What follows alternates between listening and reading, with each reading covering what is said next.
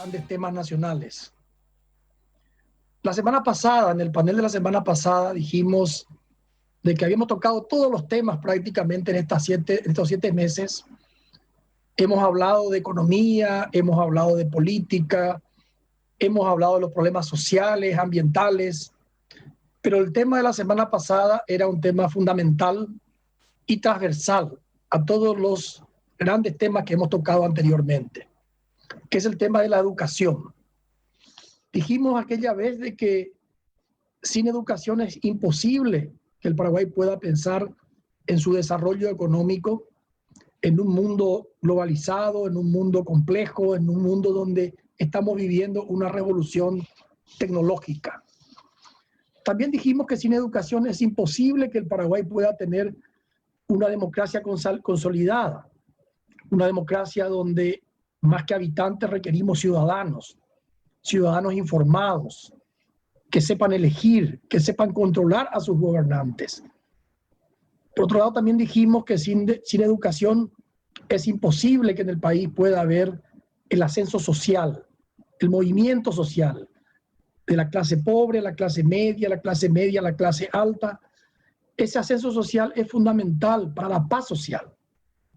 Y sin ascenso social es imposible la paz social. Y sin educación no es posible ese ascenso social. Entonces, eso dijimos antes del panel de la semana pasada.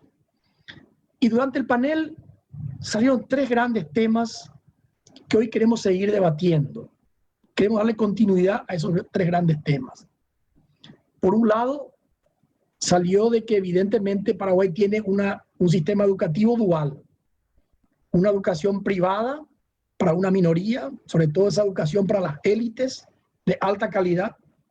Y tenemos una educación pública de pésima calidad para la gran mayoría de los ciudadanos paraguayos. Con un sistema dual como ese es imposible que esta gente, ese 80, casi 90% de gente que hoy está en el sector público, pueda tener ese ascenso social que dijimos al comienzo. Entonces, hoy querríamos seguir debatiendo cuáles son las grandes diferencias entre la educación privada con la educación pública y el porqué de esas diferencias. También la semana pasada vimos de que hay muchos recursos para la educación, millones de dólares, y que hay proyectos concretos, pero no se ejecutan. Entonces, la pregunta que nos hacemos y que queremos hacernos hoy de nuevo es saber por qué no se ejecutan. ¿Cuáles son los problemas que impiden que esos recursos que están disponibles para financiar esos proyectos que están ahí no se llevan a cabo?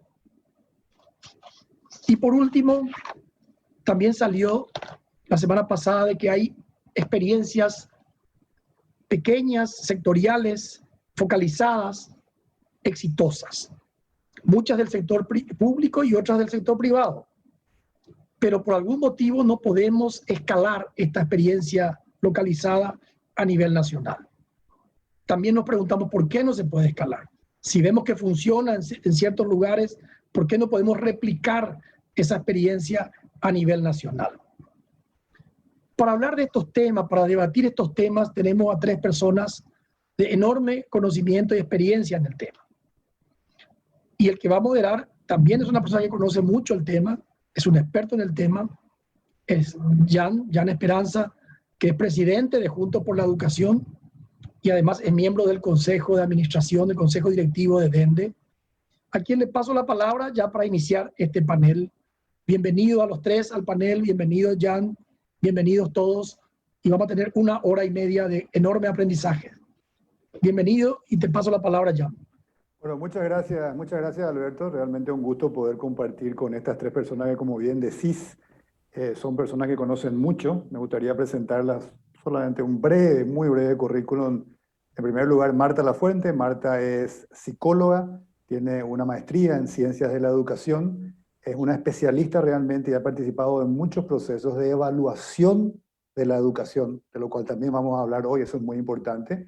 Y bueno, probablemente es también consultora internacional del BID, del Banco Mundial, ha participado activamente en el proceso de la reforma de la educación media, pero fundamentalmente Marta es muy conocida porque fue ministra de Educación en el año 2013. Gracias, Marta, por acompañarnos hoy.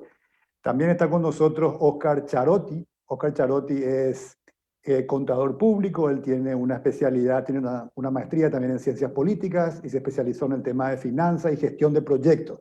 Tiene experiencia pública porque él precisamente estuvo al frente de la unidad de gestión de proyectos de la STP, la Secretaría Técnica de Planificación, pero también estuvo al frente de un proyecto que, vamos a hablar también de las cosas que han funcionado, que fue, parece muy exitoso, Escuela Viva, dentro del Ministerio de Educación ya hace varios años, y actualmente está en el sector privado, sociedad civil, está como director ejecutivo de la organización Juntos por la Educación.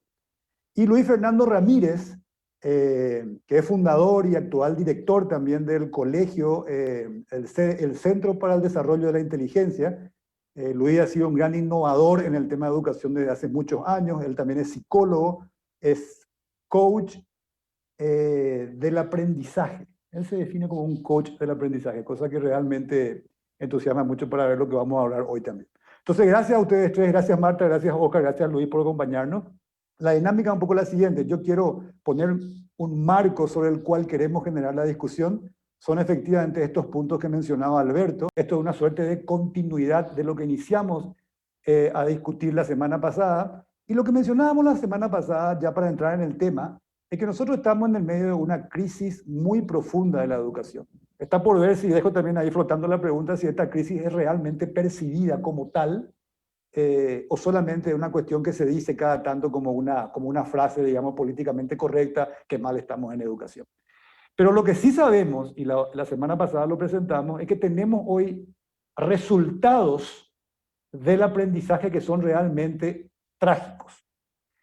Paraguay viene participando de manera ya más sistemática de evaluaciones regionales que se hacen en el continente sudamericano, evaluaciones globales. Hemos participado de lo que se llamó PISA en desarrollo, que PISA es la prueba internacional estandarizada internacional más importante, digamos. Hemos participado en una PISA en desarrollo, no estábamos entre todos los países, pero es comparable. Y tenemos ya una prueba nacional, censal, que abarca prácticamente todos los estudiantes, llega a un 94% de los estudiantes de tercer grado, sexto grado, noveno grado y tercer curso de la media. Esta prueba se llama SNEP.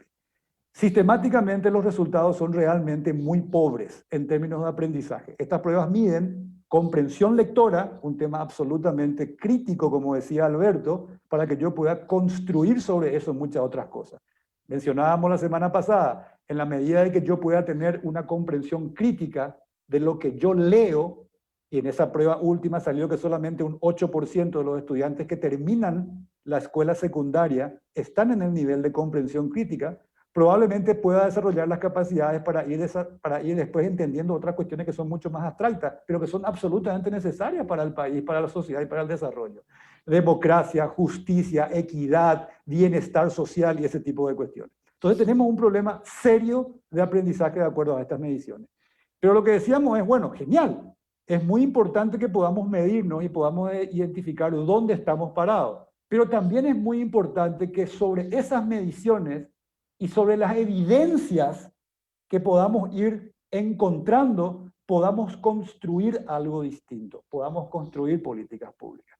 Y de eso queremos entrar a profundizar un poco hoy con ustedes. La dinámica es un poco, yo tiro un primer tema, le invito a ustedes a que vayan en el orden, empezamos con Marta, después vamos con Oscar, después con Luis, a que vayan desarrollando el tema y comentando sobre el tema, y ahí vamos generando este espacio de conversación. Entonces el primer tema que quiero empezar contigo, de vuelta agradeciéndote tu presencia, Marta, es precisamente lo que estoy mencionando. Vos sos una especialista en evaluación, has trabajado durante gran parte de tu vida en el tema de evaluación, y hoy tenemos, y te pregunto, ¿tenemos ya evidencias suficientes en educación de aquellas cosas que han funcionado, de aquellas cosas que no han funcionado tanto? Y la pregunta también es, ¿qué estamos haciendo con estas evidencias? ¿Estamos construyendo políticas públicas para modificar lo que no ha funcionado basado en la evidencia de lo que ha funcionado? Quiero tirarte esa primera pregunta, tirarle a los tres esa primera pregunta para entrar a analizar este tema de qué hemos aprendido y qué hacemos con lo que creemos que puede estar funcionando. Adelante, Marta.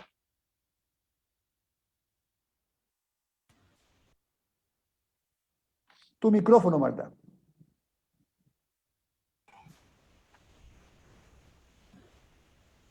¿Me escuchan ahora? Correcto. Muy buenas noches, muchas gracias por la oportunidad de reflexionar juntos sobre algo absolutamente estratégico y fundamental para la vida de cada paraguayo y para el futuro, el tipo de futuro de nuestra sociedad, presente y futuro.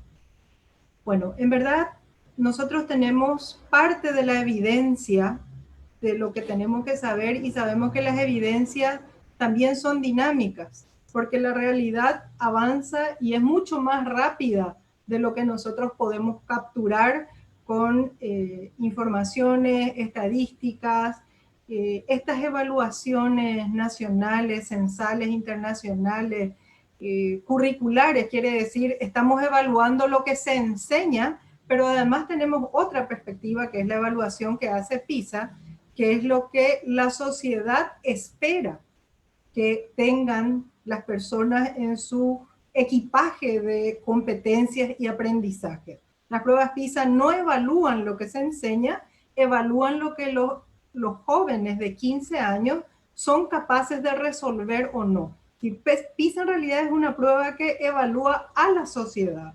Entonces, cuando en PISA los resultados no son como esperamos, entonces tenemos que mirarnos como sociedad y no solamente mirar la escuela. Que es muy importante distinguir que la escuela es una de las formas probablemente más extendidas de educación, pero responsables de la educación y actores de la educación somos todos, los medios de comunicación, las familias, los municipios, bueno, en fin, toda la organización social, política, académica y cultural del país somos responsables de la educación. Entonces, yendo a tu pregunta, tenemos parte de las evidencias, hay muchos porqués que desconocemos todavía, sin embargo, las evidencias acumuladas que tenemos, porque eso es lo importante, se complementan estas evidencias y estas evidencias nos están mostrando que los estudiantes no están aprendiendo lo que tienen que aprender. Entonces, esa es una alerta enorme para toda la sociedad y nos tiene que encontrar con esa preocupación central. ¿Qué se ha hecho con las evidencias? Quiero plantear que los 9 proyectos aplicados al Fondo de Excelencia han sido fruto del análisis y la integración de esas evidencias. La primera infancia. Antes se pensaba que la escuela era la solución para el desarrollo del niño y se descubre con todo el avance científico que en realidad la vida del futuro de un niño empieza desde la gestación. Entonces, la educación infantil precede a la escuela y es lo que se llama desarrollo infantil temprano, primera infancia, y en el 2014 empezó la primera generación de chicos en las salas de 3 y 4 años como un proyecto pequeño. Esos son los estudiantes que van a egresar, ojalá, en su trayectoria en el año 2030, es decir, el futuro está en nuestras aulas. Bueno, entonces esos proyectos todos fueron formulados en base a evidencia.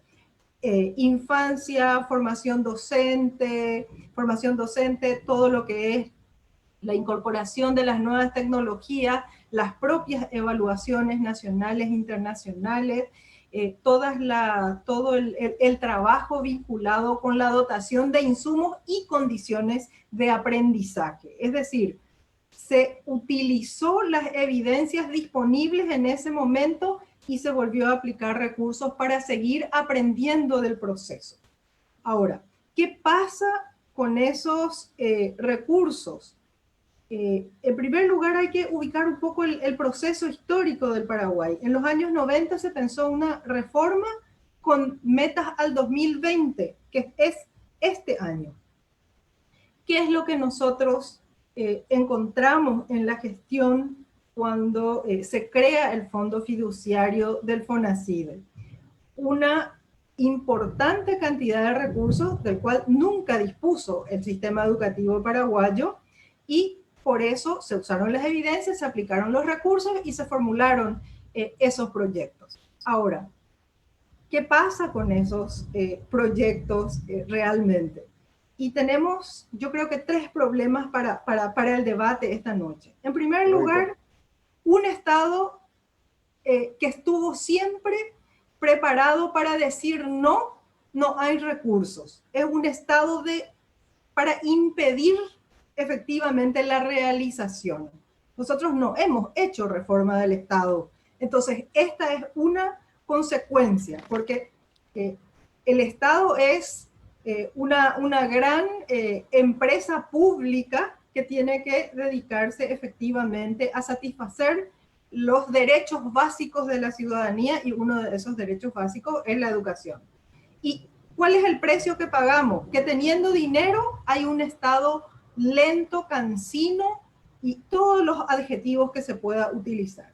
A ese Estado hay que agregarle propiamente el Ministerio de Educación, que hoy tiene una gestión que con los recursos no tiene a toda la gente, porque hay una diáspora, mucha gente se ha retirado, desencantada, no motivada. Entonces, los talentos formados, educados y preparados para pasar a primera línea del proceso de transformación educativa efectivamente no están ocupando sus posiciones. Entonces tenemos más de gestión y de eficiencia. Y quiero poner un tercer aspecto que es central y es lo que introducía tanto Alberto como Jan, y es esta cuestión que a nuestra sociedad parece no afectarle de la manera que le tiene que afectar el hecho que estamos frente a un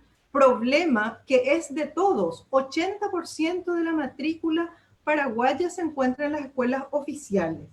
Y si bien hay una diferencia de puntaje en la educación privada, hay problemas que compartimos con la educación de gestión privada, que es el techo con el cual nos encontramos en cuestiones fundamentales, que es el aprendizaje de las ciencias, la matemática y el lenguaje, y probablemente eso tiene que ver con el problema del conocimiento, el acceso al conocimiento científico especializado desde la educación superior. Correcto. Sí, ahí me encanta, Marta, tu primera aproximación. Y basado un poco en lo que vos estás planteando, Oscar, Marta nos plantea de que como sociedad hemos empezado a desarrollar programas basados en evidencias. Y nos da el ejemplo de los fondos de la excelencia. Ella habló de 9 proyectos. Esto equivale más o menos a cerca de 500 millones de dólares. En números grandes, o 450 millones de dólares. Estamos hablando de algo importante que antes no lo teníamos. Sin embargo, al parecer, por lo que Marta menciona, tenemos problemas de gestión, la otra vez lo discutimos, tenemos problemas de eficiencia que está vinculado a la gestión, hay una especie de fuga de talentos para poder implementar esto, y esto alimentado por una suerte de apatía social que no presiona para que esto mejore, digamos. Vos estuviste, Oscar, leímos en tu currículum que son especialistas en gestión de proyectos, y estuviste dentro de esta institución, al igual que Marta, por supuesto, antes vos, en el tema que mencionábamos de Escuela de Vida. ¿Cómo ves esta situación de que podemos hacer buenos programas entonces basados en evidencia, pero no estamos, parece, pudiendo implementarlos? ¿Cuál es tu visión con respecto a eso? Y tu experiencia. Sí, gracias, Jan. Bueno, primero que nada, buenas noches a todos. Muchas gracias por la invitación de poder compartir este espacio. A ver, primero que nada, si me permiten, bueno, desde Juntos por la Educación nacimos para esto, como organización de la sociedad civil, y poder contribuir con los distintos gobiernos, administraciones, como solía decir Raúl Gauto, nuestro past presidente, unilateralmente decir, colaborar desde la organización para con el ministerio sin que esto implique recibir recursos. Y hemos tenido una serie de experiencias, desde Carta Orgánica, proyectos como Casapá, proyectos Tipichuela, que de alguna u otra forma también, digamos, entran en el cúmulo de otras experiencias que sin duda han sido bastante positivas de la vida, donde cada una creo que aporta sí o sí alguna parte de buenas prácticas. Por ejemplo, Escuela Vía merece, creo que, una atención muy importante todo lo que ha sido la gestión de infraestructura educativa, una gestión de infraestructura educativa que se ha llevado a través de las ACES, de las operadoras escolares, y que realmente ha conllevado una experiencia sumamente importante, no solamente en cuanto se refiere a la ejecución de los recursos, sino que también los resultados que se obtuvieron. Experiencias que a la vez no fueron sostenidas o continuadas a lo largo del tiempo. Ahora hemos visto de que en estos últimos 10 años todo lo que ha sido la ejecución de infraestructura, más que nada con estos nuevos proyectos FEI, han tenido enormes complicaciones en la gestión de esos recursos, pero no se ha de alguna u otra forma gestionado sobre la base de experiencias previas anteriores que se ha tenido en Escuela Viva y que efectivamente ha traído excelentes resultados. Pero como muestra vale un botón, me parece importante considerar la experiencia que tuvimos con Tiquichuela Ciencias, o mismo con el proyecto Casapa, y que relativamente se ven como 4 o 5 ejes muy claros que han contribuido a poder gestionar estos proyectos con buenos resultados, a tiempo y con un alto nivel de eficacia, por lo menos. ¿Sí? Primero tiene que ver con una excelente relación con el MEC, ¿verdad? Es decir, el MEC, el Ministerio de Educación, como ente rector de la política educativa, tenía una visión muy clara de qué se buscaba y cuáles eran las líneas de cooperación, qué esperaban de esta cooperación con la sociedad civil. En el marco ya, podemos decir, de Casapa o Tiquichuela Ciencias, de una agenda educativa, que fue la primera agenda que se construye en estos 30 años de gestión democrática en el 2013-2018, y que vale la pena dar cuenta de que también en ese proceso tuvimos una enorme suerte de que la delegada del proceso de cooperación para Tiquichuela Ciencias, en su momento era la directora general de Educación Inicial y Escolar Básica, a lo largo del proceso de gestión pasó de ser directora general a ser viceministra. Entonces eso como que puso viento a favor del proceso de gestión, logró sostener. Oscar, disculpa la interrupción, pero me parece importante que vos le aclares a la gente que nos está viendo. Vos estás hablando de 2 proyectos que a criterio tuyo son exitosos y que se desarrollaron a partir de una iniciativa de la sociedad civil. Tratá de explicarnos entonces cuáles son esos 2 proyectos, así en menos de 1 minuto, por favor, para continuar la discusión después, pero para que la gente entienda de qué estás hablando específicamente cuando decís Casapa y Tiquichuela. Bien, bueno, Casapa era un proyecto que nace desde la sociedad civil, partiendo de una visión de que el sistema educativo público descentralista no permitía, digamos, la participación de distintos actores en el marco de un proyecto educativo a nivel territorial. Eso implicaba de que prácticamente los actores locales no formaban parte de los procesos de planificación y por ende era bastante difícil también vincularlos a la gestión educativa del día de hoy. Tu micrófono, Oscar. Tu micrófono, Oscar. Tu micrófono, Oscar, por favor. Creo que nos fuimos un rato, tuvimos un problema de señal. Oscar, tu micrófono.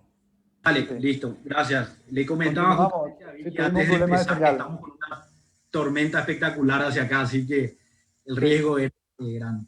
Y bueno, Tiquichuela Ciencias, como le decía, era una iniciativa de desarrollo de una metodología de enseñanza temprana en ciencias para los más chiquititos, que lo llevamos en todo un departamento con una visión clara de poder escalarlo y replicarlo a nivel nacional. Es un proyecto de cooperación donde se logró un aporte, una donación muy importante del Banco Interamericano de Desarrollo, donde Juntos por la Educación aporta recursos y donde el ministerio pone, digamos, trabajo, pone horas de trabajo.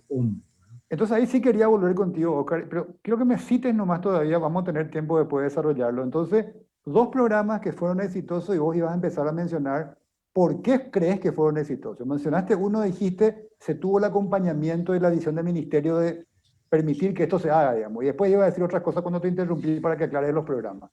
Citame alguna de las cosas y después volvemos. Claro, primeramente una visión muy clara por parte del ministerio que se buscaba, una hoja de ruta muy clara, recursos garantizados para la gestión de ese programa a lo largo del periodo. Claro, son periodos relativamente cortos de tiempo, lo cual implica mayor facilidad de poder garantizar recursos para cumplir los objetivos. Y unos componentes sustanciales que tienen que ver con las capacidades. Digamos, estos proyectos nos permitieron como sociedad civil, complementar con capacidades técnicas a estos proyectos que muchas veces el ministerio no tenía.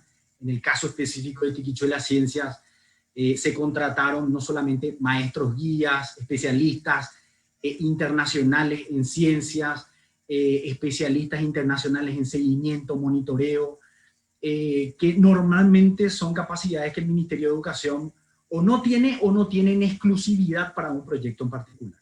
A cuestiones mucho más específicas como, por ejemplo, derivadas de contar con recursos garantizados como disponibilizar los materiales a tiempo, garantizar las capacitaciones a los docentes sobre la metodología, una gestión ágil, burocrática, que fue lo que pudo aportar Juntos por la Educación en este proceso, que creo que son, digamos, 5 ejes sustanciales que han garantizado de que estos procesos tengan excelentes resultados. Pero muchas veces, como siempre decimos, Jan, estos terminan siendo experiencias, como decimos, la flor en la maceta.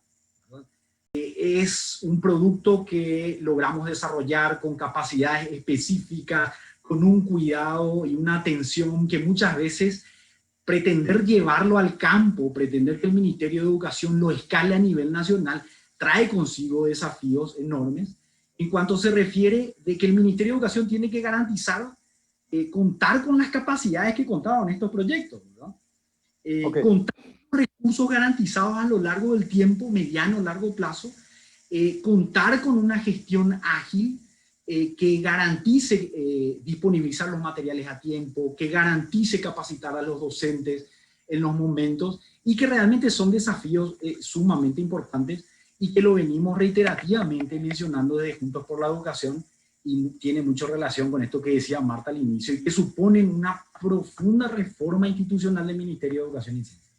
Bueno, vamos a volver enseguida sobre eso. Luis, un poco a partir de lo que escuchaste, porque Marta nos plantea que efectivamente, incluso desde el sistema, en este caso del ministerio, se pudieron desarrollar programas sólidos, basados en evidencia, pero tenemos problemas de llevarlo adelante. Y Óscar nos plantea que fuera del Ministerio de Educación también se pueden desarrollar programas que resultan exitosos, pero que obviamente se quedan, dijiste, la flor en la maceta, y tenemos dificultades en escalarlo. Vos estás también en el sector privado, dirigís un colegio que ha sido también muy innovador, muy exitoso, pero tenés un conocimiento también profundo del sistema en general. ¿Cómo estás viendo esta problemática de poder, basándonos en evidencia, tratar de llegar? Porque coincidamos que lo que todos queremos es que la educación pública, esto que decía Alberto, es inaceptable. No podemos tener 2 tipos de educación, ni mucho menos, digamos. Queremos que esto sea el elemento que realmente le sirva a toda la población paraguaya. ¿Cuál es tu visión, Luis, en este tema? Tu micrófono, Luis, tu micrófono, por favor. Buenas noches, Jan. Buenas noches a la audiencia. Gracias a Dende por darme la oportunidad de compartir estas ideas educativas. Creo que espacios como este nutren por lo siguiente. Fíjense que nos plantean grandes divisiones. Una de ellas es pensar que la educación pública es muy inferior a la privada. Eso realmente no se da así. Dentro de la educación privada, otra vez, hay un margen de una punta que avanza mucho, y después el resto, la educación paraguaya es más o menos naturalizada. ¿Qué quiero decir con esto? La educación es un bien público. La gestión puede ser privada o puede ser pública. La diferencia es que la gestión privada, desde el punto de vista que tiene o vive de una cuota, tiene más rigor en la exigencia y en la expectativa de los padres. Pero hoy nos dimos cuenta de que eso tampoco es muy diferente en el sector público y en el sector privado. Y quiero transmitir aquí algunas ideas de lo que estaban diciendo, lo que estaba diciendo Marta y Óscar. Yo creo que la sociedad, y dijo Marta, es de todos, exacto. La sociedad es la que tiene que entender, porque les voy a tratar de explicar en una imagen lo que privilegia a la sociedad y lo que le decimos a nuestros niños. Las escuelas se caen a pedazos, y en una comunidad, la que sea, el lugar de referencia y de encuentro son los shopping o los centros comerciales. Es decir, la sociedad apuesta a un lugar como los centros comerciales, donde uno va a pasar un fin de semana, porque tiene calidad, tiene aire acondicionado, puede comer, puede estar, puede refugiarse, tiene entretenimiento, y eso tiene condiciones de vida muy lindas versus la escuela, en donde el chico no tiene posibilidad de ir al baño, porque las escuelas no tienen baño en condiciones, no tiene posibilidad de lavarse las manos. O en la escuela privada a lo mejor sí tiene una pequeña infraestructura diferente, que es lo que hace optar para muchas familias por la escuela privada. No porque en sí vaya a conseguir pedagógicamente algo diferente, sino porque la infraestructura es diferente. Entonces, nosotros cuando vemos esta diferencia, esto es lo que le estamos diciendo a la sociedad, esto es lo que nos está diciendo la sociedad, que es más importante tener centros comerciales que escuelas en condiciones. Esto no es menor porque esta es la temperatura de cómo los paraguayos valoramos el acto educativo. Y ahora voy a poner lo que nos trajo la pandemia. La pandemia nos trajo la suspensión del uso de la infraestructura. Todas las familias en la privada dijeron no hay que pagar la cuota. ¿Por qué? Porque su idea de educación no es el bien que recibe su hijo para la formación, no, es la infraestructura. Todavía estamos en un nivel de lectura y de valoración de la educación en un nivel muy primario, que es la infraestructura, ¿verdad? Entonces, ese es un primer contexto que tenemos que analizar y que tenemos que mirar, y es un primer paso básico en el que todavía tenemos un deber muy, muy grande por delante. Lo segundo que quiero decir es que el Ministerio de Educación y el Ministro de Educación en particular, el que sea, se encuentra atrapado en un sistema que se generó y se creó con otros objetivos. El sistema educativo no tiene como centro lo pedagógico, no tiene como centro el aprendizaje, no tiene como centro la enseñanza. ¿Por qué digo esto? Porque es un sistema que se creó con otros intereses. Tiene en el centro objetivos como ser el mayor empleador público. Ahí vienen los políticos, diputados, senadores, con su carpeta, con su equipo, con su gente, para que se los emplee. Y es el Ministerio de Educación el que tiene que emplear, si no el ministro tiene serios problemas. Vienen los empresarios con sus productos, y tenemos desde el 2003 licitaciones que no se pueden hacer porque se chicanea y no se puede obtener. Vienen las asociaciones de padres con sus exigencias, vienen los sindicatos y los gremios con sus exigencias, vienen los alumnos con su exigencia, o sea, en último lugar, el centro de la educación, lo pedagógico, no está nunca, porque la educación está dividida en intereses sectoriales y particulares que no permiten poner en el centro de la educación lo pedagógico.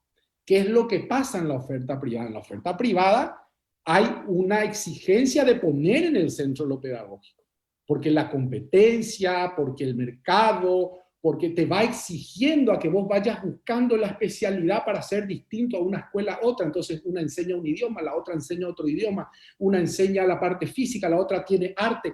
Va buscando su especificidad y pone en el centro. ¿Por qué? Porque hay un mercado que demanda y que consume eso.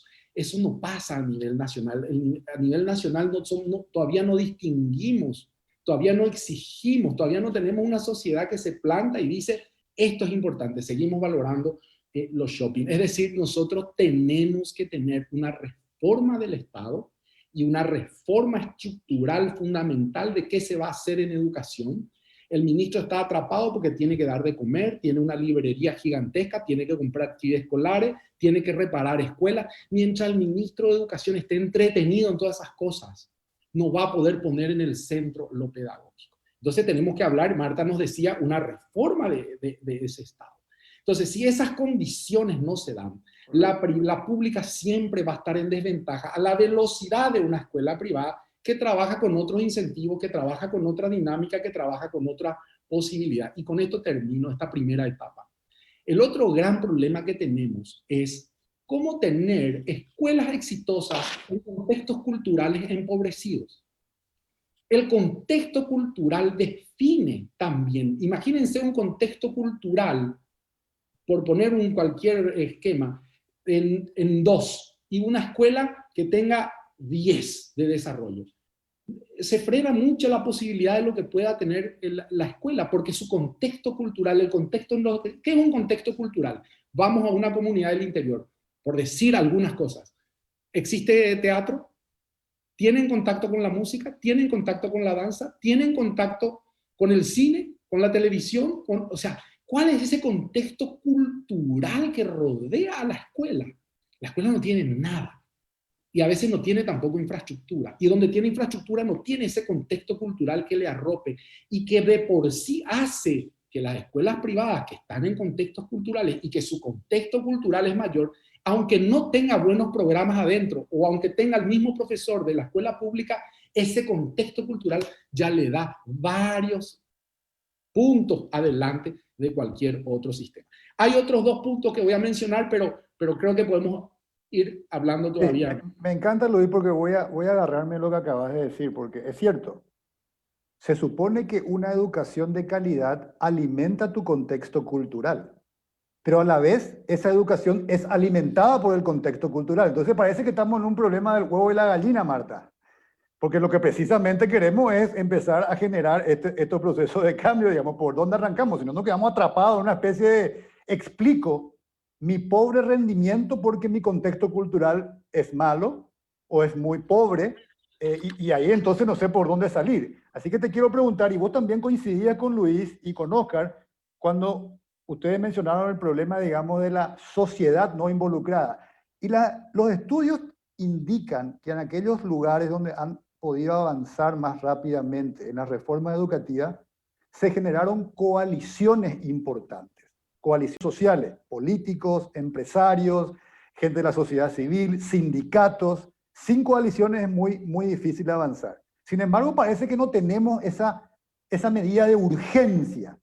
No tenemos, y voy a tomar un tema que ha sido dramático, no tenemos el incendio de Licuabolaños que nos generó un shock tan grande en la sociedad que después medio se borró un poquito otra vez, pero que todo el mundo empezó a ver su salida de emergencia, su salida de incendio, o no tenemos lo que tenemos con la pandemia, donde empezamos a ver que el sistema de salud tiene que hacer algo. Necesitamos una especie de tragedia, necesitamos una especie, o cómo generamos esa necesidad de urgencia para que se establezcan estas coaliciones y rompamos este problema del huevo y la gallina, Marta.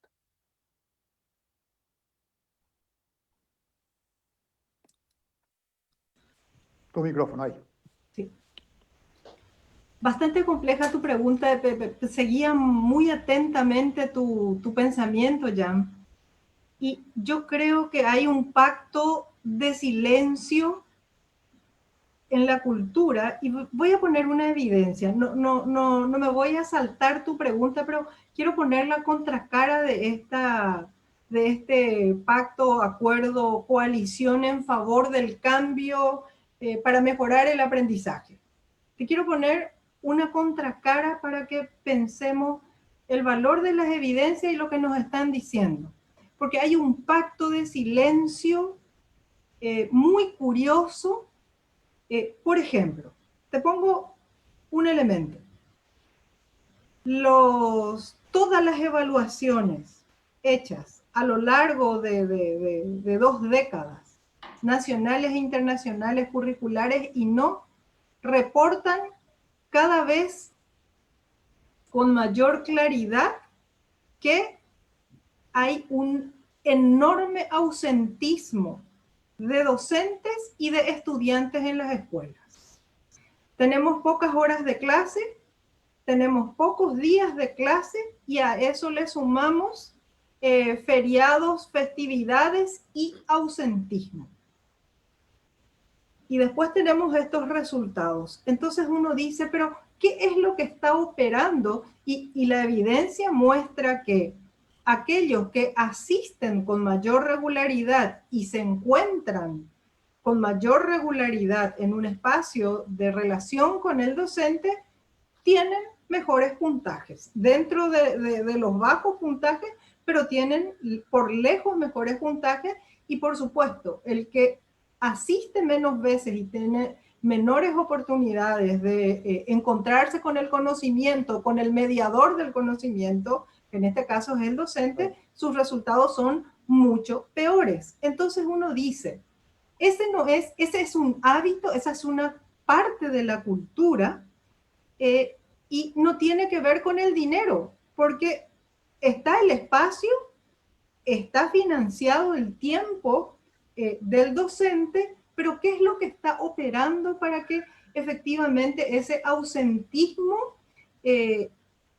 esté creciendo. Y esto no es resultado de datos de supervisión. Lo reportan los estudiantes, los padres, los directores y los propios profesores. Es decir, es la voz de los propios involucrados en el proceso de clase que dice, oigan que aquí en nuestra escuela nosotros con frecuencia en el último mes no tuvimos clase o llegó tarde o hubo cualquier actividad. Lo cierto es que ocio escolar.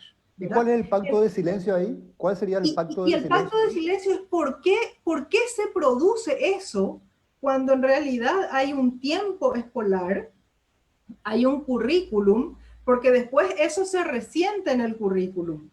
Y esa es la cadena causal de los bajos rendimientos y de los bajos resultados. Pero yo no escuché nunca una manifestación en una comunidad o una denuncia o una demanda porque reiteradas veces no tenemos clases o dimos menos horas o directamente suspendimos las clases. ¿Y por qué ocurre eso, Marta? ¿Por qué no se manifiesta la gente para eso?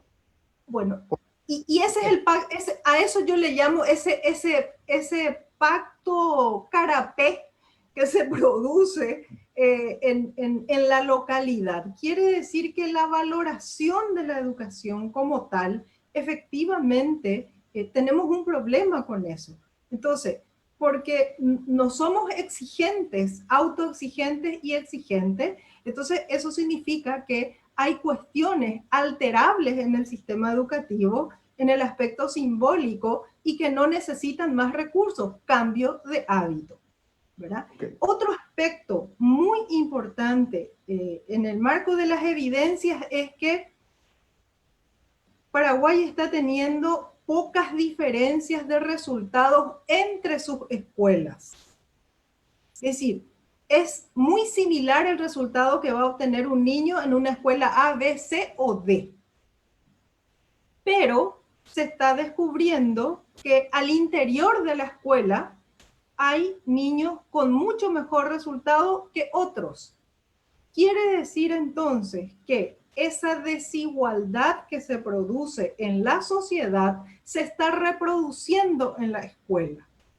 Además, eso sí que está bastante cuantificado. Entonces, la escuela es parte del problema social, se constituye en parte del problema en vez de iniciar un proceso de apalancamiento para empezar Pero Marta, ¿no se supone que precisamente la escuela tiene que nivelar e igualar eso? Bueno, yo hago escuchar lo que se encuentra en las evidencias. Correcto el deber ser, pero ¿cuál es la brecha entre nuestra representación y nuestra imaginación y lo que efectivamente está sucediendo? Entonces, hay un proceso de discriminación al interior de la propia escuela, que es lo que teóricamente en la región le llamamos segmentación educativa. Es decir, unos reciben mejor educación en la propia escuela y otros no. ¿Qué, por qué, etcétera?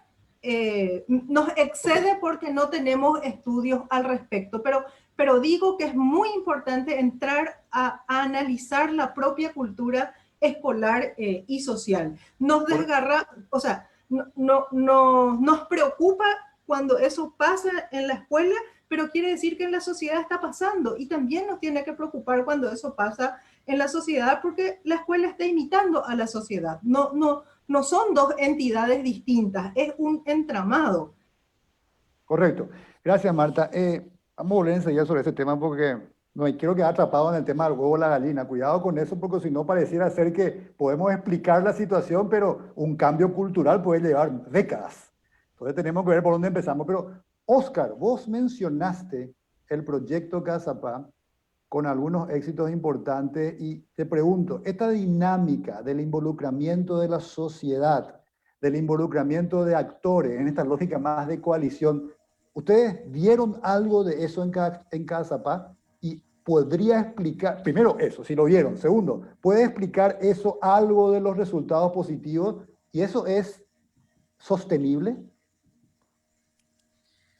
Sí, y a ver si respondo también esta pregunta ya tomando un poco el hilo de lo que decía Marta y que me trae a colación aquella famosa frase que seguramente habrán de recordar de Bernardo Toro, que siempre nos decía, pensemos qué pasaría si es que nuestras élites, el presidente de la República, nuestros diputados, senadores, los funcionarios públicos debieran de enviar a sus hijos a las escuelas públicas, si no tuviésemos esta dualidad de escuela privada pública, una escuela privada que muchas veces esas élites nos da esa falsa seguridad de que nuestros chicos, bueno, el proceso de aprendizaje está garantizado. Nos decía siempre Bernardo, ¿qué pasaría si sucede eso? O sea, y al unísono la gente, bueno, da cuenta, y necesariamente el sistema educativo público va a tener que mejorar. ¿Por qué? Porque se van a tomar decisiones, vamos a atender específicamente y vamos a garantizar que las cosas se vayan transformando.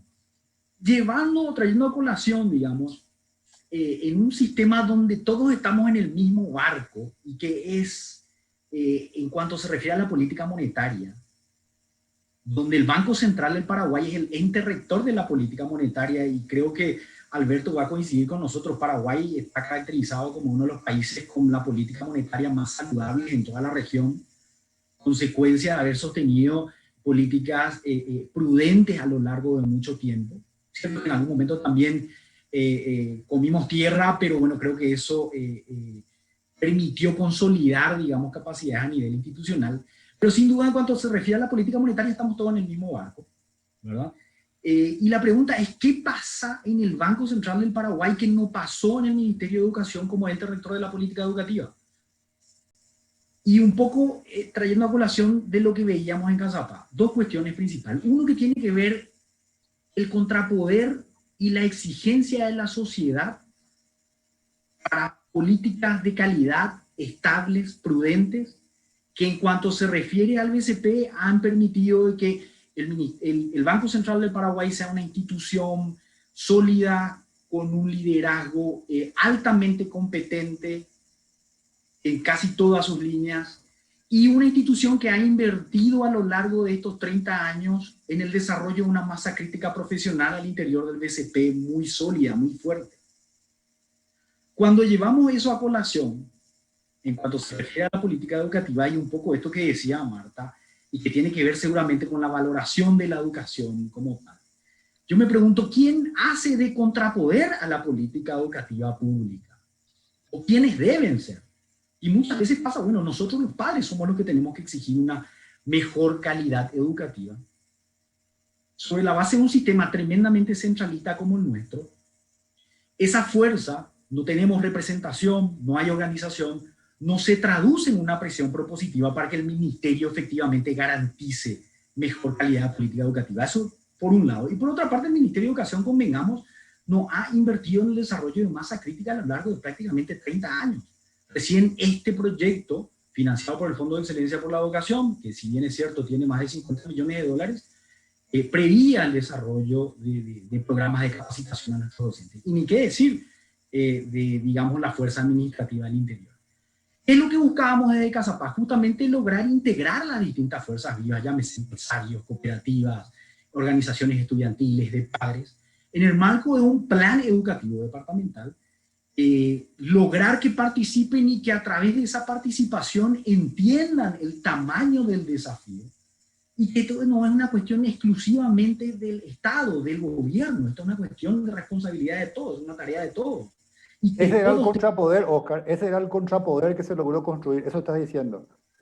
Esa Exacto. diversidad de actores en Cazapá construyeron una suerte de contrapoder para poder exigir algo distinto, eso decís. Así mismo, pero digamos dentro de un sistema bastante centralista, donde todo el proceso de planificación y gran parte de la gestión aún así recae en Capital, recae en Asunción, recae en el Ministerio de Educación y Ciencias, y donde desde Cazapá, por más unidos que podamos estar y por más representación que podamos tener de la sociedad, es muy difícil poder incidir en los procesos de planificación a nivel central. Entonces, amén de todas esas cuestiones, si bien es cierto, se han logrado una serie de acciones, de avances, de mejoras, queda en el tintero la sostenibilidad de este tipo de acciones, mientras que el Ministerio de Educación no tome partido y no logre establecer esas acciones como parte de su política pública, y no solamente para Cazapá, sino para todos los departamentos del país. Y es ahí donde nuevamente caemos en estos ejes que hacíamos énfasis al inicio. Tenemos un Ministerio de Educación, como lo decía Marta, consecuencia de cambios e interrupciones permanentes, un Ministerio de Educación que no acumula. Muchas veces decimos un Ministerio de Educación que no aprende. Hay cambios, pero hay cambios sin progreso. Una anécdota. Habíamos trabajado 4 años prácticamente entre el proyecto Cazapá, el proyecto Tiquichuela, Carta Orgánica y una serie de programas, y la primera acción de una administración, de esta administración, fue llamarnos a nosotros como organización a preguntarnos qué hacemos nosotros como organización. O sea, ante cada cambio, no solamente cambia el ministro, sino que cambian muchísimos frentes, se pierde todo el bagaje previo y cada ministro viene con su propia receta de lo que hay que hacer. La educación y una misión de educación no se ha instalado como parte de una agenda de Estado. Correcto. Gracias, Oscar. Luis, quiero volver un poco sobre tu tema que planteaste al inicio. Vos mencionaste, tenemos un sistema educativo que está atrapado y que no está basado en lo pedagógico, no está basado en la lógica del aprendizaje. Y mencionaste que tal vez una diferencia con el sistema privado sea que el sistema privado, por la lógica de la cuota, de la exigencia, de las expectativas de los padres, de alguna manera te obligan y te van llevando a que, bien o mal, según salen los resultados, te vaya enfocando más en lo pedagógico, en el aprendizaje. Ahora, este sistema que vos mencionaste nos cuesta $1.200 millones. Ese es el presupuesto anual de educación del Ministerio de Educación. No es menor, digamos, y es muy grave que lo que vos planteás. Está básicamente atrapado en otra lógica. Y acá aparecen las preguntas, porque estoy leyendo algunas preguntas que ya lo esperaba, y las preguntas más o menos van hacia el tema de la gente, digo, del público. Sí, esto ya lo sabemos hace mucho tiempo, venimos discutiendo esto de hace mucho tiempo. En realidad no estoy tan seguro si hoy tenemos más datos, más evidencia, la importancia de la evidencia, cómo salimos de esto. Que entrar un poco en el tema este de cómo se convierte un sistema atrapado, pero ya te adelanto algo, en un contexto cultural determinado, porque no tenemos el contexto cultural oriental confuciano, no tenemos el contexto cultural finlandés, tenemos el contexto cultural paraguayo. Con esto tenemos que hacer los cambios que vamos a hacer, digamos. ¿Cómo empezamos a cambiar esto, Luis, te parece? ¿Por dónde le agarramos para romper ese problema del huevo y la gallina? A mí me parece justamente lo que vos planteás ya. No se trata de traer otro contexto, se trata de también generar un contexto cultural apropiado. Hay que gestionar ese contexto. La escuela sola no es suficiente, no va a ser suficiente. Tenemos que al mismo tiempo, desde la escuela o desde la educación, y entender que la educación tiene que ocuparse más allá de la escuela. Eso es fundamental. Pero ¿cómo? Eso es un sistema de educación que hay que tener, esa política educativa nacional. Yo voy a poner solamente un ejemplo de lo que es educar sin tocar la escuela. Vamos a sacar, yo como presidente de la República, un decreto por el cual todos los dibujos animados, esto no inventé yo, lo hizo Shanghái, Taiwán, no sé dónde se hizo, pero se hizo. Está la experiencia. Solamente en inglés.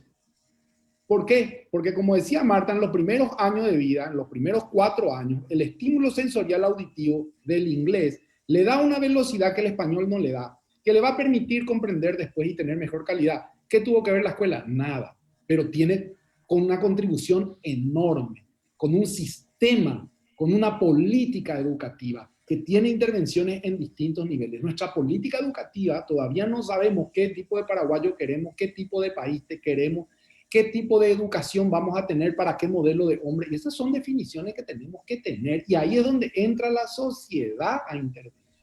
Entonces, la educación no se va a hacer sola con el cambio de un ministro, con la presencia de un ministro. La educación se va a hacer a partir de la reforma del Estado, pero también a partir de la incorporación de la sociedad, a través de la sociedad civil, por ejemplo, ¿verdad? Entonces, yo creo que también la educación no es homogénea, no es igual. Entonces, tenemos que tener especificidades. Y ahora voy a hacer un zoom chiquitito para el aula para entender esto desde el punto de vista de cómo romper el huevo y la gallina. ¿Qué es lo que hace exitosa o qué es lo que hace exitoso el aprendizaje? Este es el paradigma que tenemos que romper nosotros. Tenemos que salir de la enseñanza para pensar en el aprendizaje. Entonces tenemos que cambiar totalmente lo que estamos haciendo con los centros de formación docente y la formación de nuestros maestros. Y ahí voy a hacer un zoom todavía más. Tenemos que cambiar el plan de estudios. El plan de estudios que tenemos no sirve ya para el mundo que va a venir. No sirve, no sirve. Hay que reconocer y cambiar. Tenemos que estructurar el plan de estudios de otra manera. No podemos tener 17 materias que no te conducen a nada y que cuando terminas el proceso no sabes para qué hiciste. Entonces tenemos que cambiar el plan de estudio. Voy a hacer un zoom todavía mucho más. ¿Qué es lo que hace exitosa a cualquier organización en la vida? La cantidad de transacciones y la calidad de transacciones que haga. Esto es exactamente igual en la escuela. La calidad depende de la calidad de la transacción que hace el alumno con el maestro, el alumno con otros alumnos, el alumno con su compañero superior, el alumno con el maestro de otro grado. La calidad de las transacciones que hay en la escuela es lo que hace exitoso el aprendizaje, no un modelo solamente. Yo puedo traer un modelo de otro país, implementar en una escuela en donde la calidad de sus transacciones no son adecuadas o no son correctas o adecuadas para ese modelo y no va a pasar nada. Entonces, tenemos que cuidar la calidad de las transacciones. Por lo tanto, tenemos que cambiar la cabeza de las personas que hacen las transacciones dentro de la escuela. Por ejemplo, el maestro tiene que ocuparse de llevar al niño y al joven a su máximo potencial.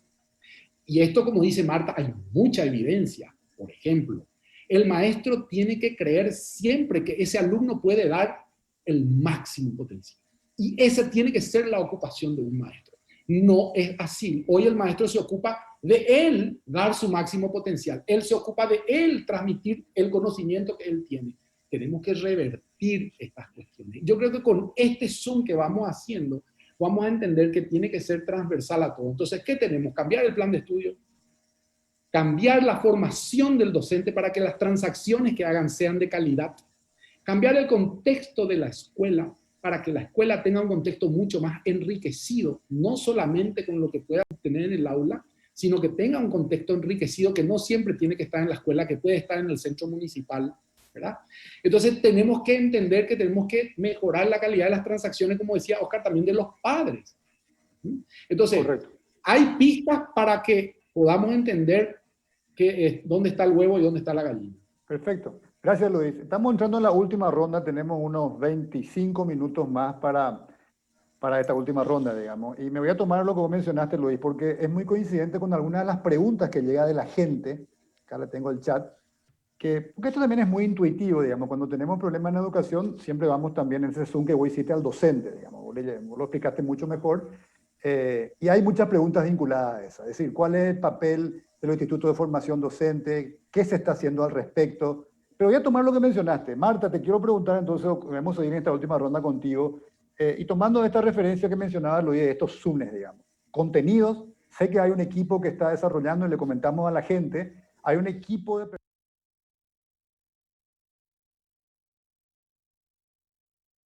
Privada tiene mejores condiciones por dos razones. Tiene hábitos más consolidados, tiene padres con un capital cultural alto, del cual se sirve muy provechosamente en términos de los resultados. Ahora, ¿cuál es el faro?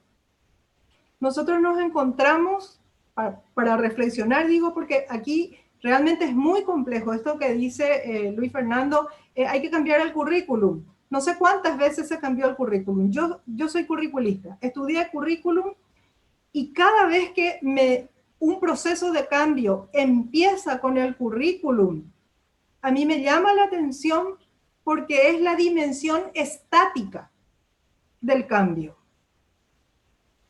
Creo que hay que pensar mucho más complejamente eso y me preocuparía más por los formadores de los formadores y por los nuevos líderes que impulsan la transformación que por el componente estático, porque ese componente estático va a volver a ser víctima de esta cuestión que lleva a una homeostasis que nos lleva a pasos de cangrejo en una dirección contraria. Dicho esto, ¿cuál es la brújula que yo veo? Y esto tiene que ver con un trabajo de una investigación que estoy haciendo, y es que nosotros nos encontramos ante el desafío probablemente cultural mayor de nuestra historia, y es que tenemos que conseguir que nuestras escuelas sean mejores que nuestra sociedad. Dejo aquí. ¿Sí? Bueno, interesante, Marta. Ahora, volviendo, Oscar, contigo quiero volver un poco, y después, Luis, a vos preguntarte, otra de las preguntas que surgen es el Zoom en este tema que es muy actual, esto es para que lo pienses, Luis, el tema de la educación virtual, digamos. Pero dejo ahí este capítulo en general muy actual porque hoy el mundo fue hacia eso por alguna razón. Pero, Oscar, contigo quiero volver al tema de este Zoom que le preocupa a la gente y que de alguna manera también lo menciona Marta, digamos. Formadores, pensar en ellos, Instituto de Formación Docente, parece algo muy lógico, muy intuitivo, que tenemos que poner muchas fichas en el proceso formativo, continuo, pero también en el proceso inicial formativo. ¿Por qué nos cuesta tanto hacer eso? Tiene que ver con lo atrapado que estamos, que decía Luis, en la lógica, digamos, más de contaminación política, en la lógica, qué sé yo, de los sindicatos. ¿Por qué nos cuesta tanto? Porque uno podría pensar incluso que los procesos formativos son las personas que van a convertirse en docentes. Todavía no son parte de los sindicatos. Todavía no forman parte, digamos, la estructura más fuerte que se resiste a determinados cambios. ¿Por qué nos cuesta tanto iniciar un proceso rápido, profundo, real de reforma en este proceso formativo docente, Oscar? ¿Cuál es tu opinión al respecto? Yo creo que es, así como lo vienen diciendo, bastante complejo. Yo creo que cualquier proceso de transformación requiere colectivizar a los actores en función de una visión en particular. En el caso de los formadores, no solamente pasa por el proceso de formación inicial continua, las evaluaciones, por el entorno profesional docente, sino que también un poco con lo que decía Luis Ramírez anteriormente con respecto a la valoración social que tenemos en relación a la carrera, o aquello que mencionaba en alguna oportunidad del por qué los mejores estudiantes no buscan ser docentes. Desde el punto de vista de gestión, como bien seguramente vos particularmente sabés, Jan, desde Juntos por la Educación hemos apoyado al Ministerio de Educación en la evaluación de institutos de formación docente de gestión oficial. Hay 41 institutos de formación docente de gestión oficial.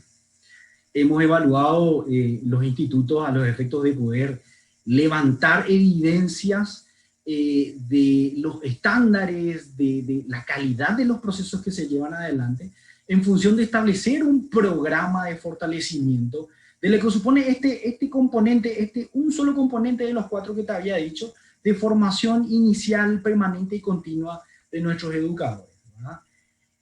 A lo largo de 6 meses pudimos identificar que de los 41 institutos de formación docente, más del 60% realmente estaban en condiciones bastante debilitadas, digamos, por decirlo de alguna otra forma, no solamente en cuanto se refiere a infraestructura, recursos humanos, vinculación con el medio, y una serie de dimensiones establecidas en el marco de los programas de licenciamiento, es decir, en cuanto se refiere a los estándares mínimos que debieran de tener, y el Ministerio de Educación como ente rector debiera de garantizar de que los institutos tengan para poder tener un estándar mínimo de desarrollo profesional en nuestros docentes.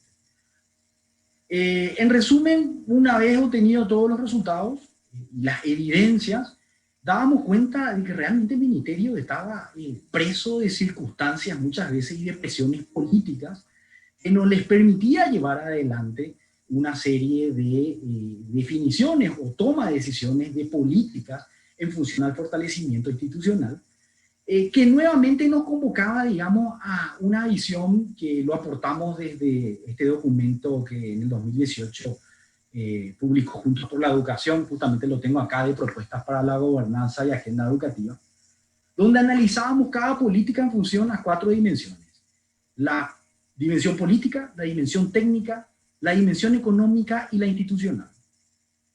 Si es que las acciones no tienen el nivel de consenso político amplio por parte de los actores, muchas veces estas se ven frenadas por esas limitaciones, dado que muchos de los actores no están de acuerdo con esas cuestiones. A veces hay políticas como por ejemplo el tema de primera infancia, donde si bien hay un consenso muy amplio con respecto a esas políticas, Vamos a la segunda dimensión, que tiene que ver con la calidad técnica. Las políticas realmente tienen un nivel técnico de pertinencia y relevancia bastante alto.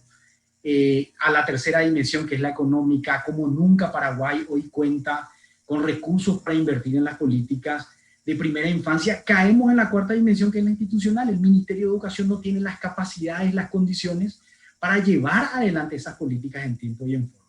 Y creo que esa visión se aplica prácticamente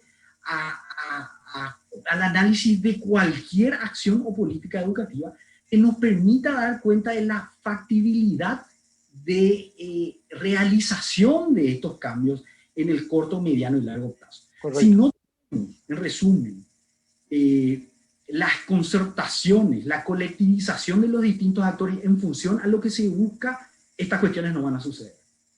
En el caso de que exista una colectivización, una visión clara de lo que se busca, muchas veces damos cuenta de que la construcción de propuestas técnicas de alto nivel de pertinencia y relevancia es mucho más fácil, es mucho más factible.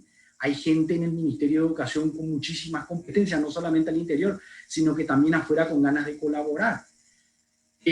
Habiendo consenso político, habiendo propuestas técnicas de alta calidad, si no contamos con los recursos para llevar adelante en el corto, mediano y largo plazo, muchas veces esto pasa lo que siempre ha pasado con estos procesos, o gran parte de las políticas educativas y las buenas experiencias, la falta de sostenibilidad de estos procesos a lo largo del tiempo. Y por último, al punto de que iniciábamos y que tiene que ver con la falta de capacidades, condiciones y una política de fortalecimiento institucional, que es lo que requiere el Ministerio de Educación y Ciencias, para poder garantizar de que estos cambios se lleven adelante y se sostengan a lo largo del tiempo.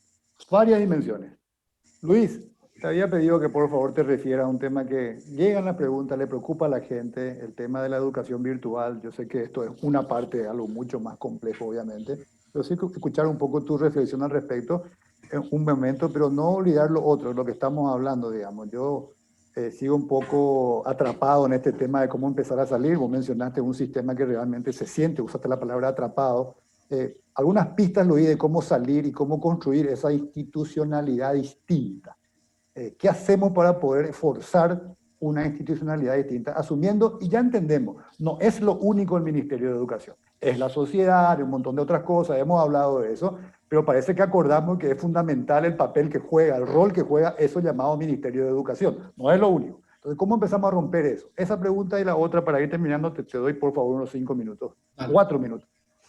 Bien, yo quiero volver sobre el tema que planteaba Marta, que me parece muy interesante del currículum. En realidad, si no nos animamos a cambiar de paradigma y seguimos en el mismo paradigma de cómo aprende un humano, no vamos a avanzar. Nosotros tenemos que basarnos en las evidencias que hoy nos dan la neurociencia de cómo se aprende. Y eso es central. ¿Qué quiere decir? Que todo lo que se trajo hasta aquí hay que dejar y hacer algo nuevo. Voy a poner un ejemplo. Si en los primeros años de vida de la escuela no trabajamos el desarrollo emocional, y cuando digo emoción no digo las emociones, porque la gente cree que eso es como una parte de si estoy nervioso, si no estoy, no. El cerebro funciona así. Para que alguien pueda conceptualizar algo, tiene que tener una imagen. Y esa imagen está asociada a una emocionalidad y a una idea. Y si ese trípode no se da, no hay concepto. Eso está basado en la evidencia del desarrollo neurológico. Entonces tenemos que cambiar totalmente cómo estamos enseñando. Entonces, esa es la transformación. Yo creo que una transformación curricular a lo mejor queda corta. Porque es refrescar o cambiar el tiempo y el espacio. Y ahora uno con la virtualidad. Es lo más grande que nos puede pasar a la escuela. Es lo más grande para romper y transformar verdaderamente este modelo de educación que no va más. ¿Por qué no va más? Porque prepara al joven para un mundo que ya no existe. Así de sencillo. Pero ¿cuál es la bajada que tiene esto? Fíjense, y voy a poner una anécdota de lo que nos pasó. Nosotros en esta pandemia adquirimos una aplicación para el desarrollo de las matemáticas. Un niño de 3er grado hizo 3000 ejercicios matemáticos y hoy está haciendo ejercicios del 4º grado. Eso es imposible en formato presencial. Es imposible. Es imposible que nosotros podamos saber exactamente en qué estadio del pensamiento matemático está.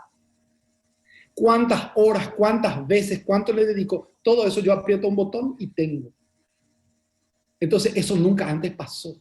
¿Cuánto tiene que trabajar una maestra para hacer eso? Ahora voy a decir otra cosa. En un medio donde no hay maestro de matemática, porque el maestro de matemática no tiene los conceptos básicos de matemática, yo bajo la aplicación y el alumno entra a esa aplicación y tiene una matemática de un nivel extraordinario. Esta es la virtualidad. Esta es la digitalidad.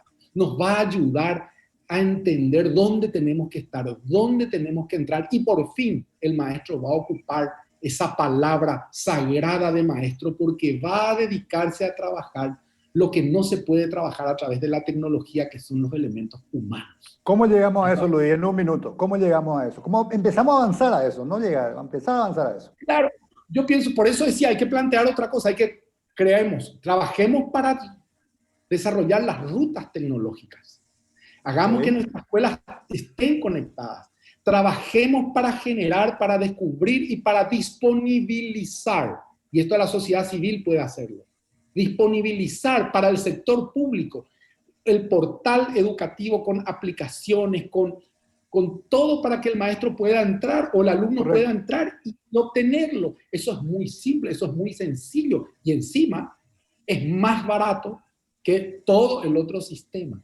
Entonces yo creo que acá, lastimosamente, vamos a tener que cohabitar un sistema que no funciona con un sistema que sí funciona, hasta que el sistema que funcione se vaya desarrollando. Entonces, la educación digital es lo más grande, lo más lindo que nos puede pasar, es lo que necesitamos hacer si le ponemos la salvedad de que el maestro va a tener tiempo de dedicarse a desarrollar esos componentes que hoy el joven o el niño no va a desarrollar en ningún otro contexto de la sociedad, que es su desarrollo personal, su desarrollo social y su desarrollo cultural. Para el resto están las aplicaciones, está la educación digital, que tenemos que tener lógicamente asegurada la ruta tecnológica para poder hacerlo, ¿verdad? Entonces yo creo que hay innovación y ahí hay inversión importante que hacer. Cuando lleva de vuelta, entonces, que el proceso formativo tiene que ser totalmente distinto también. Y hay que empezarlo urgente, porque esto lleva tiempo, que es lo que no estamos haciendo todavía. Totalmente distinto el proceso de formación. Yo tengo que trabajar con los maestros otra cosa. Tengo que mostrarles realmente cómo funciona y cómo aprende el niño y cómo desarrollar las condiciones para el aprendizaje, y su aprendizaje esencial hoy lo va a poder hacer con aplicaciones, lo va a poder hacer con apps, lo va a poder hacer en portales que le van a dar una calidad. Imagínate lo que puede pasar ya, lo que nos ha pasado a nosotros. Nuestros chicos hoy están en contacto con el mejor maestro de matemática de otro país.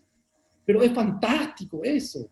Entonces tenemos que quererle a la digitalidad y a la virtualidad bien aplicada, porque aquí lo que se hizo fue lo analógico y presencial por medios digitales. Eso no es la educación digital. Eso no sirve, es más de lo mismo. Pero si nos paramos sobre la genialidad que nos trae la digitalidad, nuestros alumnos en escuelas públicas pueden tener maestros de matemática, por decir así, de otro país, tranquilamente, pueden tener otro nivel. Esto es lo que hay que empezar a pensar. Por eso yo no hablo de transformación, no hablo de reforma, porque eso es cambiar lo que hay. Hablo de reevolución. Tenemos que saltar a otra cosa. La evolución es pasar a otra cosa, y eso nos da la digitalidad. Perfecto. Gracias, Luis. Un minuto, Marta, un comentario final de cómo empezamos a caminar este camino. Llamarle de revolución, de transformación, podemos usar el adjetivo que queramos, coincidimos que tenemos que empezar ese camino. Por favor, en un minuto, porque tenemos que ir terminando. ¿Cómo empezamos ese camino, Marta? Para pasar del ver al actuar. Bueno, los sistemas educativos sin duda están interpelados en hacer los cambios en vuelo y en marcha.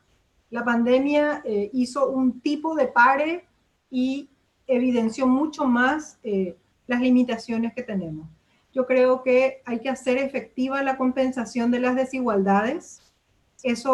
El tema de la gratuidad es fundamental, porque en pobreza y con pandemia el costo de bolsillo le está creciendo a las familias. Entonces la gratuidad hay que hacerla efectiva con quienes más necesitan, porque ese es el piso, es lo básico. ¿Quién va a distribuir los útiles? ¿Quién va a dar la alimentación escolar? Bueno, el que mejor lo pueda hacer, pero que no falten los útiles y no falte la alimentación escolar, porque de eso depende. Segunda cuestión, articular las políticas sociales con las de educación. La mejor política social es la de educación. No pueden seguir separados por ministerios. Acá hay que trabajar por sujetos, no dividir al niño y a las familias por 12 ministerios y más inclusive de los que tenemos. Hay que trabajar de manera articulada, ojalá intersectorial. Lo otro es que estos recursos que existen, bueno, habrá que aplicar lo más rápidamente posible a los proyectos que cuando iniciaron eran innovadores y hoy están desfasados con la realidad. Y lo más relevante es empezar a cambiar la manera de pensar el futuro de la educación efectivamente. Es decir, hace falta una innovación con relación al futuro. No sé cómo se va a llamar, pero coincido con Luis Fernando que no es una simple reforma para hacer un make-up, un maquillaje a la situación. Se trata realmente de fundar otro futuro y tenemos que aprender del futuro, de los países. Ningún país que hoy está avanzado en educación lo hizo sin pensar 50 años adelante. Cuanta mayor urgencia tenemos, mejor planificación nos debemos. Un ministerio que trabaje. Yo imagino que este es un tramo de nuestra historia que requerimos pensar en construir red de relaciones hacia un futuro compartido del bien común. Conjugar nosotros. Hay que conjugar nosotros. Gracias. Gracias, Marta. En menos de un minuto, Oscar, ¿cómo construimos esas coaliciones, ese contrapoder que mencionaste que genere ahí un shock? En menos de un minuto, por favor. Híjole. Despidiéndote. Un poco lo que decía Marta, creo que estamos en un momento donde tenemos que lograr que la escuela sea mejor que nuestra sociedad. Y también esto supone en gran medida de que el ministerio, privilegiar al ministerio como, no solamente como ente rector de la política educativa, sino como generador, impulsor de estas transformaciones a nivel social. La conectividad, la implementación del currículo, la selección, la formación de nuevos docentes, depende de la capacidad institucional del Ministerio de Educación y Ciencias. Va a depender hoy, va a depender siempre. Es impensable ningún paso hacia estas demandas o necesidades urgentes de objetivos de la educación sin una reforma profunda del Ministerio de Educación y Ciencias. Y me animo a decir, en parte, del propio Estado. Mientras el Ministerio de Educación y Ciencias esté peleando año a año por un presupuesto, esa visión prospectiva que decía Marta se limita a una restricción coyuntural año a año y del Congreso Nacional de cuánto le vamos efectivamente a dar a la educación, que es lo que está pasando en el 2021, un año sumamente clave para la vuelta a clases.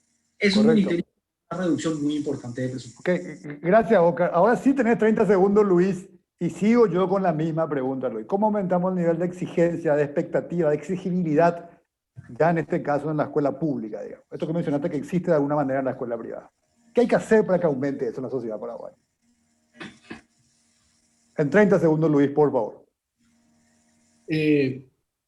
Yo me fui un rato, Jan, no pude escucharte bien. ¿Qué hacemos, Luis, para aumentar el nivel de exigibilidad, de mayor expectativa de la población paraguaya, de la élite paraguaya, de los líderes paraguayos hacia un tema de educación de calidad? Mira, yo creo que una de las cuestiones es que seamos celosos y que nos pongamos todos de acuerdo en que vamos a cuidar la educación cada uno desde el lugar en donde está. Los empresarios, los políticos, los sindicatos, los gremios. O sea, yo creo que ahí hay una labor del Estado de articular, de juntar y de trabajar en una misma dirección todos los sectores. Hoy yo veo lastimosamente que la función del Estado es disgregar, a todos los separa, y esa es la función principal hoy del Ministerio de Educación o del gobierno, es decir, crear una instancia que junte, que aglutine y que haga, que favorezca y fortalezca el encuentro de todos. Yo creo que eso es algo muy importante. Y yo creo que eso también es una distinción de las privadas. Las privadas en general trabajan muy duro y muy fuerte, con mucha evidencia, para lograr ser mejores que la propia comunidad inicial, porque muchos papás vienen con una idea educativa y cuando terminaron el proceso educativo con sus hijos se fueron con otra idea. Quiere decir que la escuela fue capaz de hacer mejor a su propia comunidad. Eso pasa. Pero ¿cuándo pasa? Cuando coinciden dos elementos principales. Cuando la persona que tiene poder también tiene autoridad. Y este es un problema en educación. Le dimos poder a personas que no tienen autoridad. Muchas gracias, Luis. Gracias a los tres. Realmente nos estamos quedando sin tiempo. Le quiero pasar un rato finalmente de vuelta a Alberto. Pero sí como hacer como un redondeo, digamos, de esto. Yo creo que ustedes coinciden mucho en que este es un tema de la sociedad y que hay un contexto cultural que lastimosamente parece que hoy nos está exigiendo de la manera que esperamos que exija ante la emergencia de esta crisis, que se ven bien por las evidencias que tenemos, por las evaluaciones que tenemos. La crisis está montada y se puede tener ya evidencia. Incluso hemos sido capaces de desarrollar programas, pero tenemos un serio problema de institucionalidad para poder llevar adelante estos programas, para poder implementarlos, para poder utilizar bien los recursos. Entonces también tenemos un problema de un actor principal en términos de institucionalidad, digamos. Pero bueno, ese es el desafío seguramente, eso es lo que tenemos que romper, porque claramente estos resultados nos muestran que vamos a tener serios problemas en el futuro en la sociedad paraguaya, de inequidad, de desigualdad, de un montón de tensión social, porque hacia ahí vamos con estos resultados. Gracias, Marta, gracias, Luis, gracias, Óscar, y te dejo los minutos finales, Alberto, para que puedas hacer un poco el resumen final, si querés, o la despedida. Gracias. Gracias, Jan. Realmente brillante tu moderación, brillante las exposiciones de los tres panelistas. Me quedó mucho el tema de que es imposible tener una escuela diferente a la sociedad que tenemos y cómo salimos de ese círculo vicioso, ¿verdad? Una sociedad donde yo hablé al comienzo del ascenso social, que la educación es el único camino para el ascenso social, pero vemos que esta sociedad valora mucho más la corrupción de repente como un mecanismo para ascender que la educación. Una sociedad donde no se valora socialmente el rol del maestro, se valora quien tiene dinero, no importa cómo tuvo ese dinero.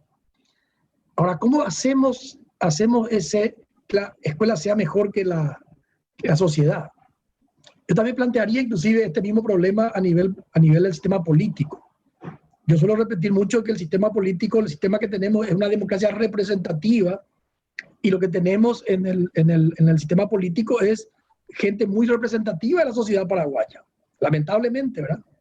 Tenemos que encontrar un sistema político donde la gente que nos represente sea mejor que la sociedad, porque también sin una reforma política, posiblemente a la par de la reforma educativa, va a ser muy difícil poder avanzar en esto que plantea Luis, de tener una mejor escuela que la sociedad, sobre todo la escuela pública, ¿verdad? Creo que nos queda un montón de temas para seguir pensando. El tiempo se nos va, lamentablemente, y gracias realmente a Marta, gracias Óscar, gracias Luis, gracias a vos, Jan. Ha sido una hora y media brillante donde salen varios temas para seguir discutiendo y seguir debatiendo. Y nos vemos el próximo miércoles, donde va a tocar otro tema importantísimo, que es el tema de salud. Gracias a todos y buenas noches.